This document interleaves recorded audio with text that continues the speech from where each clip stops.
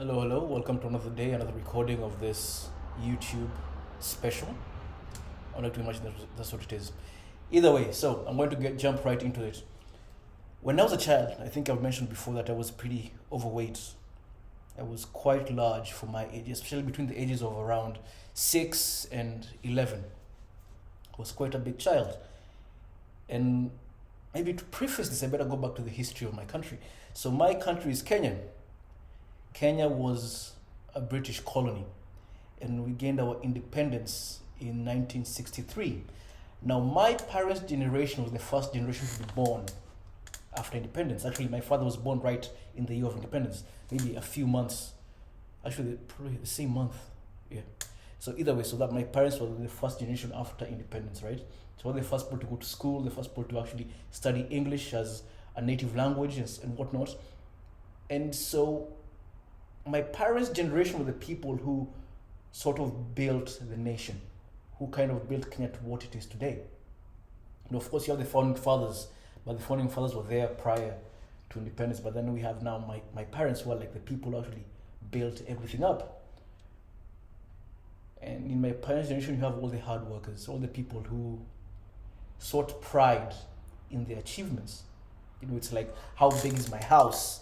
How many cars do I have in the driveway? Where are my kids going to school kind of thing, right?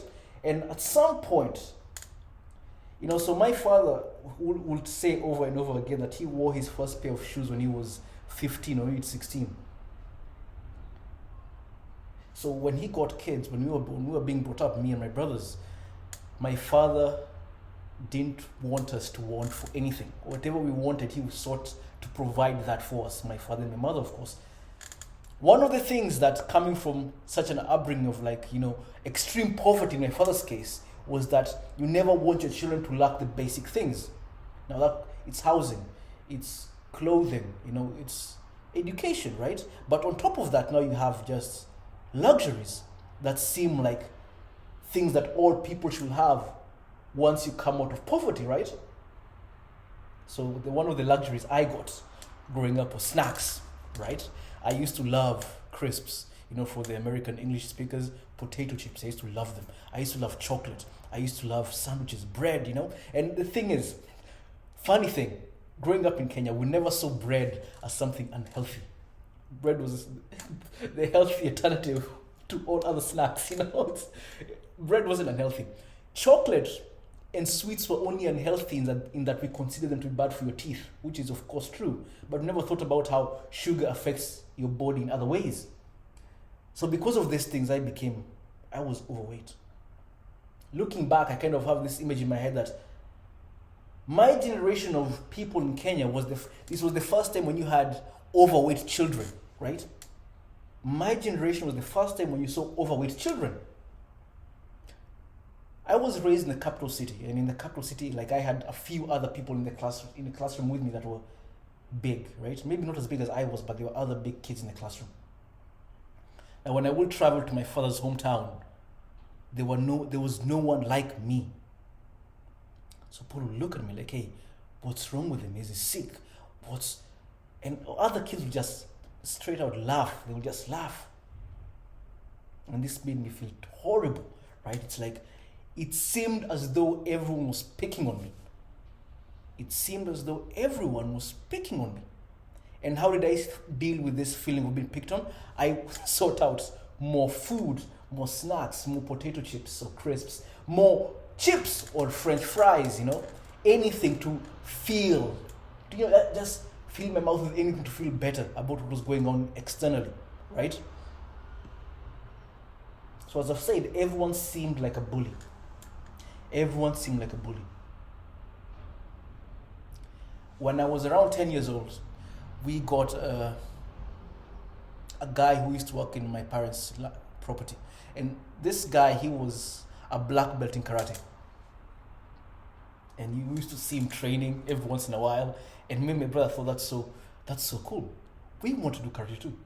So we went out there and we started training with the guy. He will train us every day, Every day after school, we'll come home and this will train us like this, the kata, throw punches like this. This is how you do a side kick. This is how you do a roundhouse kick. All these things, of course, was very basic, but it made me at least feel very confident in myself. And I remember going to school and someone trying to pick on me, and I kicked the guy in the stomach. Of course, I don't know if it's even picking on me, they were just stating the obvious, dude, you're fat.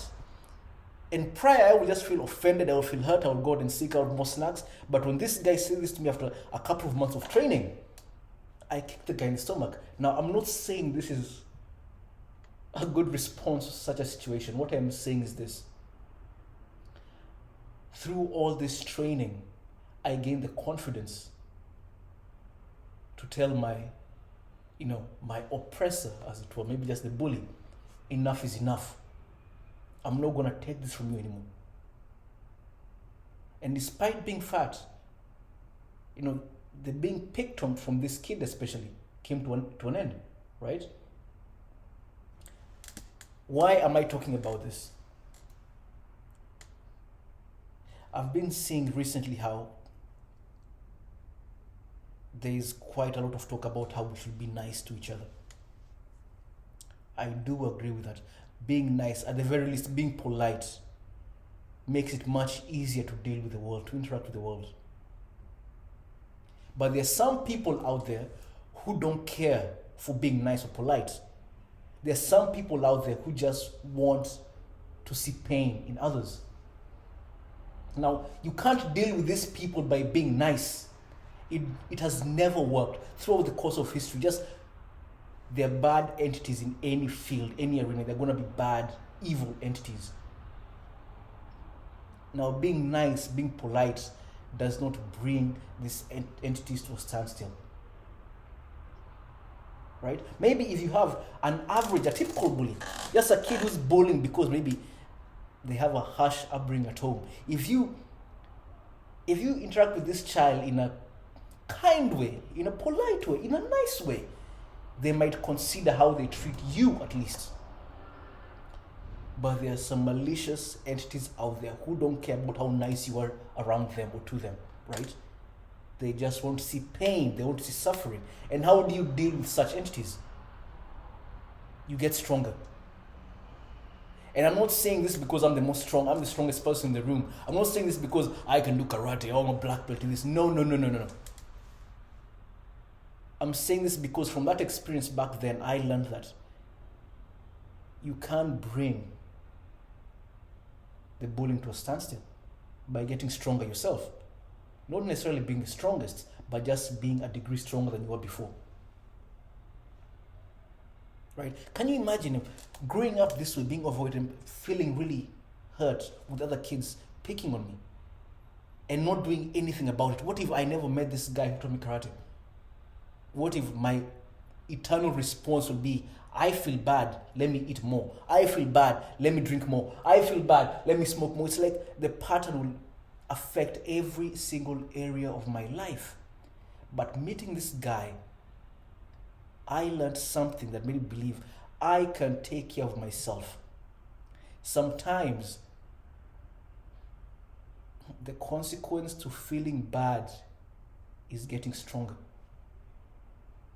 The consequence to feeling bad is getting stronger. And that's not only a consequence, it can also be a cure to you feeling bad, because if I'm stronger, I know how to deal with whatever is coming my way. But over time, the world is changing, and we care more about being nice than being strong.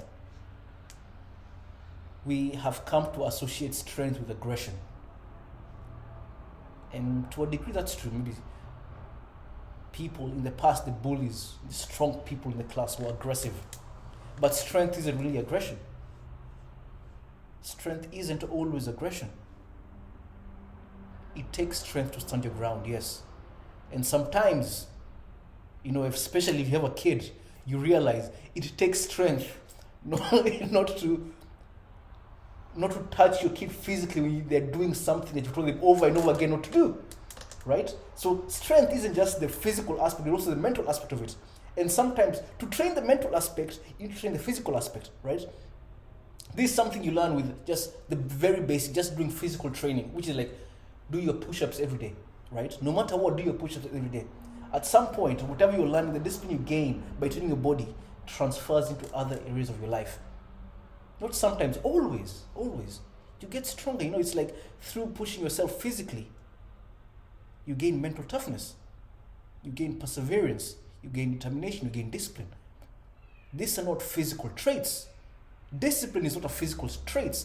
Having a six-pack, having, a nice body, this is the physical manifestation of discipline, but discipline is not a physical trait. Being a black belt in karate or, jiu-jitsu or taekwondo or any of these sports, that's not perseverance. That's the physical manifestation of your perseverance. Right? And so you should train younger people, you should train yourself to be strong in any field, mental toughness, physical toughness, right? Get stronger, because there's some people who don't care about how nice you are. Some people are going to seek to hurt you no matter what you do, no matter what you say. And sometimes they're not really hurting you. Maybe they're just pointing out a fact that is hurtful to you, right? Like the kid telling me I was fat. It was hurtful, but it doesn't lie. So get stronger, really. Get stronger. Work on your mental strength, your physical strength. All of these things are necessary. They're relevant for you to live a fruitful life.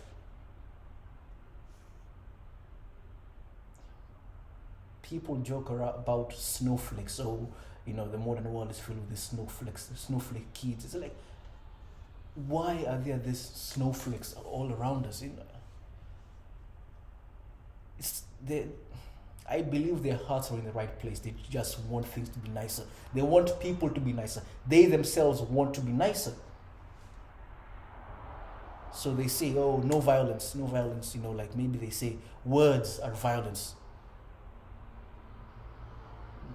But there are people who don't want to hurt you with words. There are people who actually want to physically cause you harm. And what do you do about that? Raising your hands and saying, I'm not a violent person, it doesn't work around such people.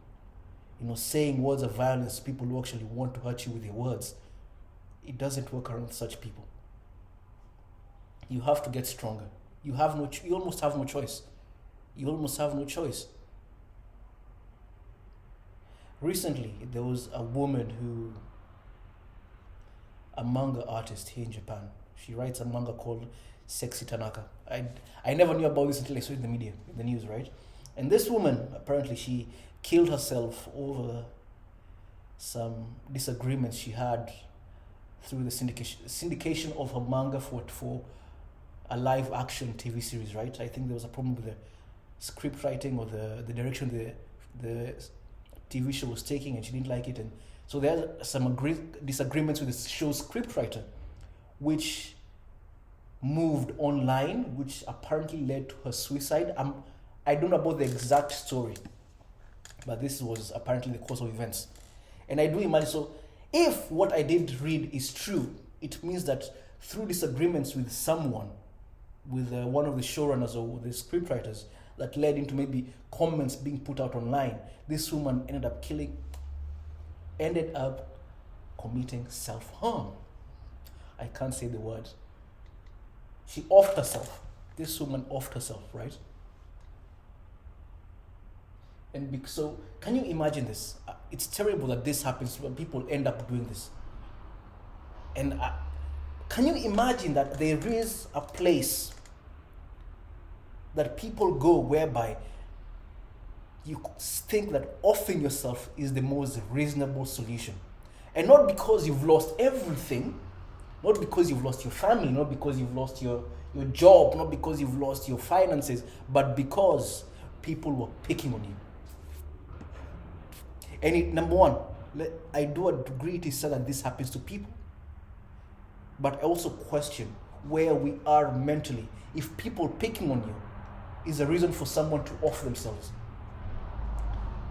If this woman were to give in such were to get trained in in mental toughness, or maybe just say, have the mental fortitude to say, I'm not going to read the comments online, right? This might not have happened to her. And I say would not have, right? I do imagine that mental strength, just being strong in any field, will transfer into mental toughness. And we can avoid such issues in the long run, that people off themselves because they were being called names. I do believe everyone has the capacity to be much stronger than that. Every single human being. And I'm not saying this as the strongest person in the room. I have so much weakness in me that I have to work on every single day.